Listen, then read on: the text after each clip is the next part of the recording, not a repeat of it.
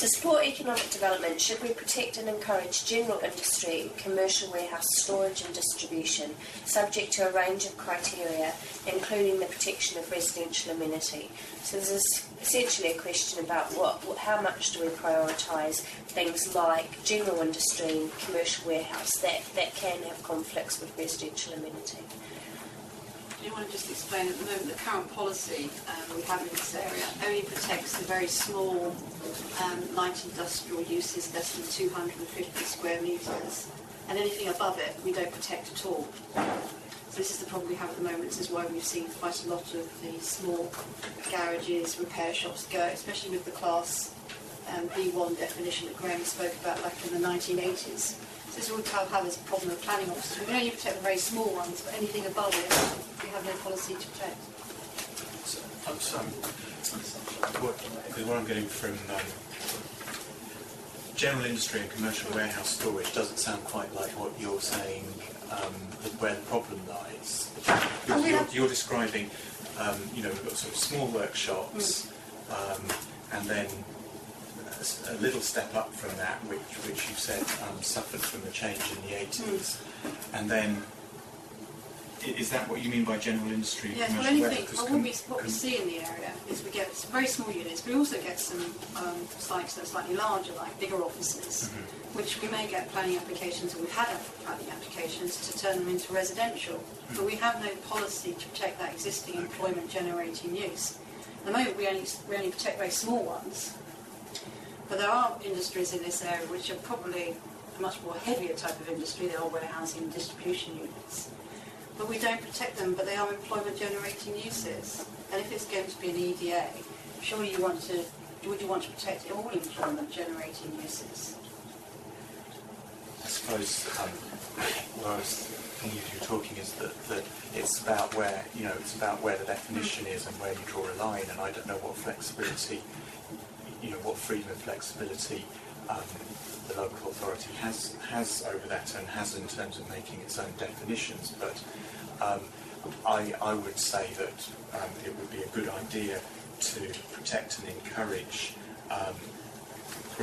some sort of light industrial, whatever the phrase is, but you're going to want to sort of keep that within limits and not go too far into larger, medium or large concerns or operations in an area of very high housing density, where the quality of life for people on a residential basis is really obviously very important. So it is sort of quite a lot about how big and what the where the band is really. But the point about employment has been well made. And the need for local business premises to give this area economic vitality and balance. It would be helpful to hear from ward councillors who are here as to what large businesses there are that they'd actually like to see disappear in the area, and what's that? Because I can't imagine there's no foundries or anything in the area. But what is there? Is there anything really big? And perhaps they can tell us. We've got printworks and architects' offices. You've got.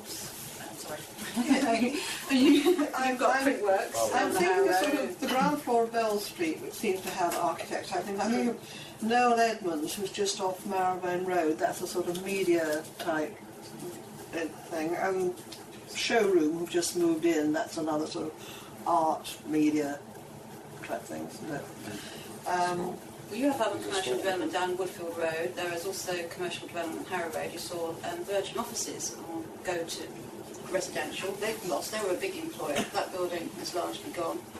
We've seen offices above shops on the Harrow Road go to residential. But they're quite small, aren't they? Some of them are quite small, but some of them are on 3 floors. So, but they're too big to fall under our they're over 250 square metres. In Queen's Park, we've just lost Jug Foods, Jug Foods, I was going to say, which is the biggest local employer, and has been in the area for the last 40 years, as far as I understand it. They've just gone into receivership. The director is looking at plans to turn it into luxury housing.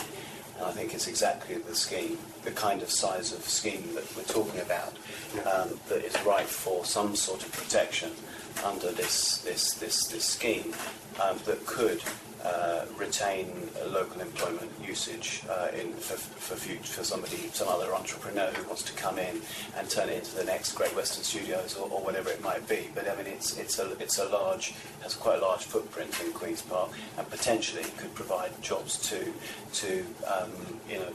50 or 80 local people, and that's not inconsiderable. Would you consider something like, let's say Junk Foods, because they're on a couple of sites, aren't they? Would you consider, say, if someone came in with a mixed redevelopment, which had a mixture of commercial and a mixture of residential, to make it viable to the developers out there? I mean, the problem is that we have at the moment, the policy doesn't protect those. So as planning officers, we'll see things with residential, which will tick other boxes, but we can't ask for any employment generating uses back. It does seem to me that this employment generation thing is key to thinking, really, it ought to be.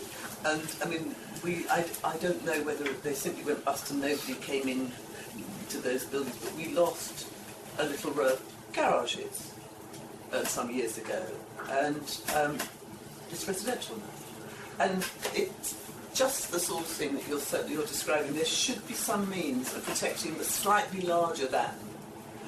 And looking at the employment generation potential seems to me to be key to this, because I don't know actually what the employment generating potential of Great Western Studios is.